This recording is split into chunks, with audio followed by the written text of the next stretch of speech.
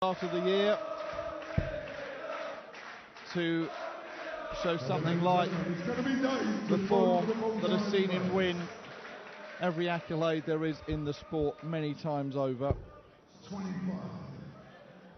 When these two met in the Premier League in Nottingham, Taylor won 7-5.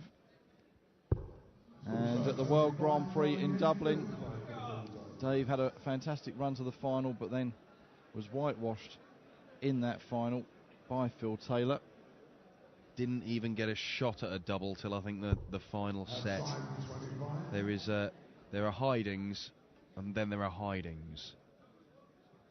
And it was just the 11th World Grand Prix title that Taylor lifted in October in Dublin.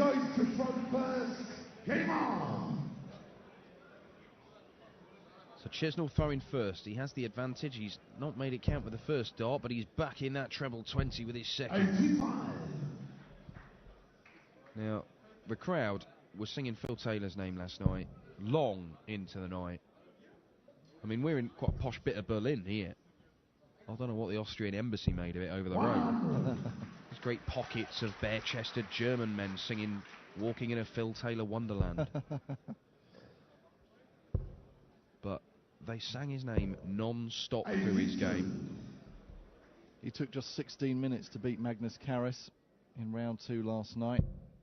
Never really needed to get into top gear, Taylor. Whereas Dave Chisnall, as the first 1080 comes in off the match.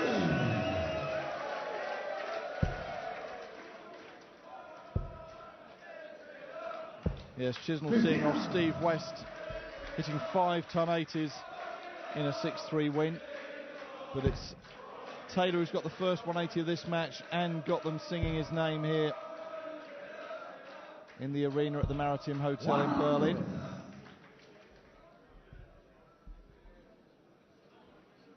Yeah, Georgie Noble was pleading with the crowd last night to try and give his opponent the best of order and quieten down when they were throwing. Just was not going to happen. Phil Taylor looking at a potential 12 darter here for a breaker throw. He's going to get a dart at the bullseye, at least you would think.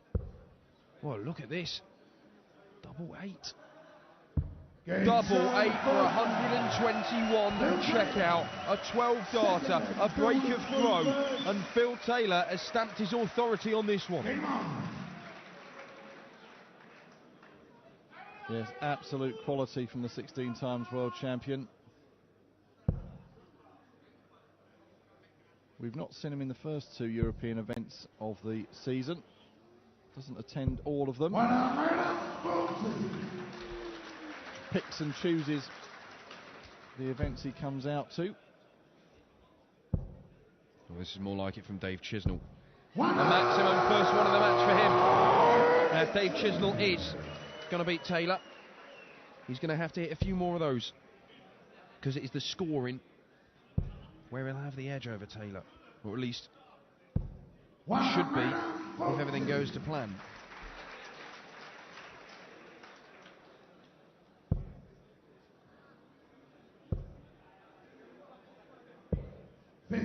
Yet to see anybody have a poke at the 9 darter this weekend. Today may be the day. Still plenty of time. And as the cream rises to the top, as we reach the business end of the competition, who knows?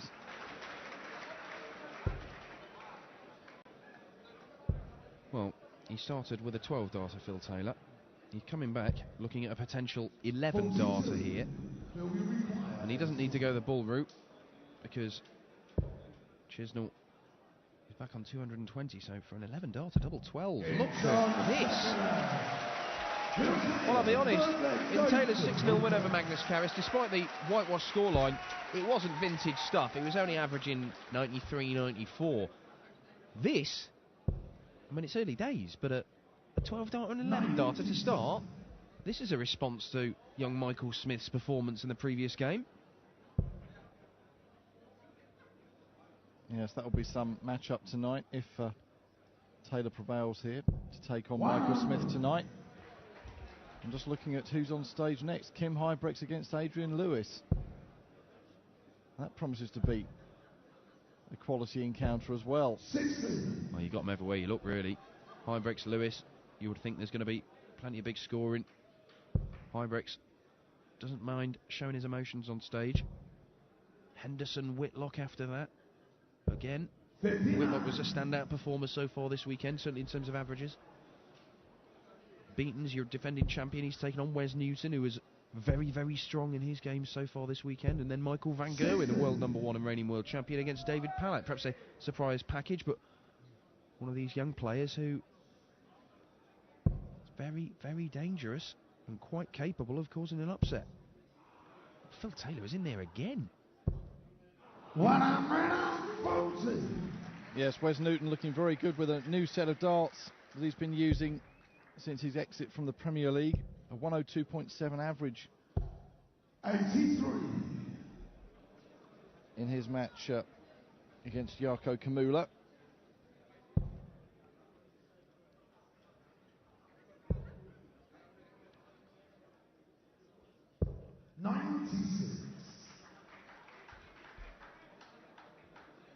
Well, Chizzy needs to get back in that little red bit. And he's doing so now. Yes, a great pick-off for double 12. If Taylor's unable to take out this 106, he's been hitting everything in the first two legs. What's to say he isn't going to do it in this third? 86 left then. Double 16. 74. Well, a miss and a chance for Chisnall. Well, just wants to hit this first time, settle the nerves, and does so, and Dave Chisnall gets his first leg on the board. And Phil Taylor is reeled in after threatening to storm away.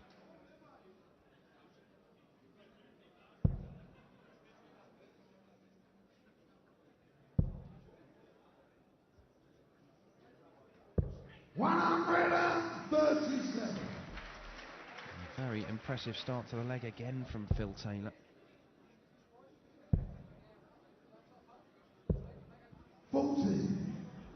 Scrappy start from Chizzy. And already Taylor's streaking into the distance in this leg as he looks to go 3-1 up and essentially put one foot into the quarter-finals, and that's his second maximum of the match.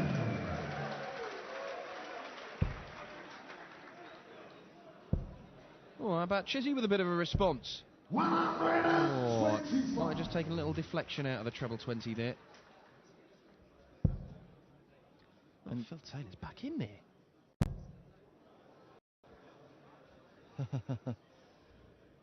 Just checking what he needs to make sure he leaves himself a decent finish. Well ahead in this leg. Oh, this could be another 11 darter. We've already had a 12 and an 11 darter from Phil Taylor in the two legs he's won previously. Double 16 he's looking at. Should be able to slide alongside that, you would think. Well, he misses out, but he will be back.